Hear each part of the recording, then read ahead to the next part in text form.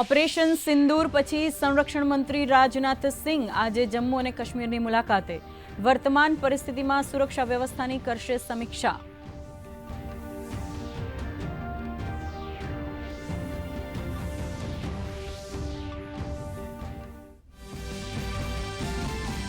જમ્મુ અને કાશ્મીરમાં અવંતીપોરાના નાદેર અને ત્રાલમાં સુરક્ષા દળો અને આતંકવાદીઓ વચ્ચે અથડામણ, એક આતંકવાદીનું મોત તો બીજી તરફ 2 આતંકીઓ છુપાયેલા હોવાના સમાચારથી સર્ચ ઓપરેશન યથાવત।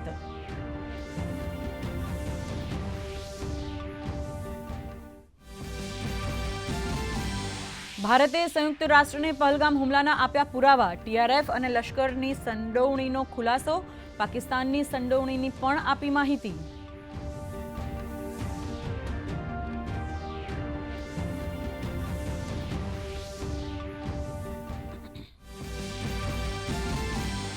પાકિસ્તાનના કરાચીમાં ભેગા થયા આતંકવાદીઓ, રેલીમાં લશ્કરના આતંકવાદીઓ દેખાયા।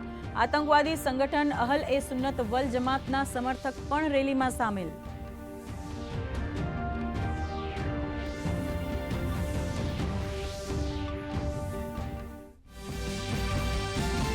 ભારત મ્યાનમાર સરહદ પર આસામ રાઇફલ્સની મહત્વપૂર્ણ કાર્યવાહી, ચંદેલ જિલ્લાના ન્યૂ સમતલ ગામ નજીક 10 ઉગ્રવાદીઓ ઠાર, મોટી સંખ્યામાં હથિયારો અને દારૂગોળો જપ્ત।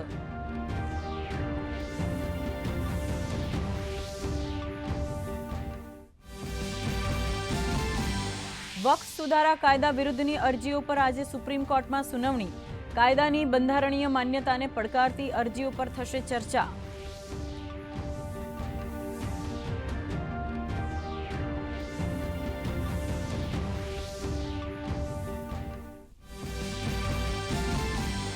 ગત 24 કલાકમાં રાજ્યના 11 તાલુકામાં કમોસમી વરસાદ, આગામી 2 દિવસ સુધી વરસાદી વાતાવરણ રહેવાની શક્યતા, સાયક્લોનિક સર્ક્યુલેશનના સક્રિય થતા વરસાદી માહોલ થશે યથાવત।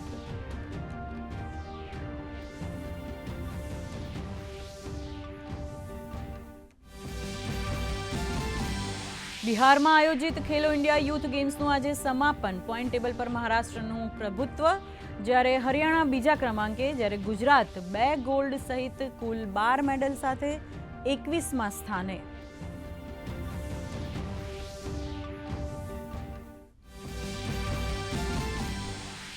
કાન્સ ફિલ્મ ફેસ્ટિવલમાં હોલિવૂડથી બોલિવૂડના કલાકારોનો જમાવડો, ફિલ્મ ઓલ વી ઇમેજિન એઝ લાઇટ ફેમ દિગ્દર્શક પાયલ કપાડિયા આ વર્ષે કાન્સ ફિલ્મ ફેસ્ટિવલમાં જ્યુરી સભ્ય।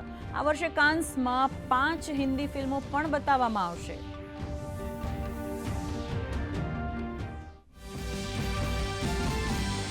અને ભારતીય શેર બજારમાં ઉતાર ચઢાવનો દોર, બીએસસીનો સેન્સેક્સ 71 પોઈન્ટ વધી 81,402, તો નિફ્ટી 24,700 ઉપર, તો આઈસીઆઈસીઆઈ બેંક RIL એ ઉછાળો નોંધાવ્યો।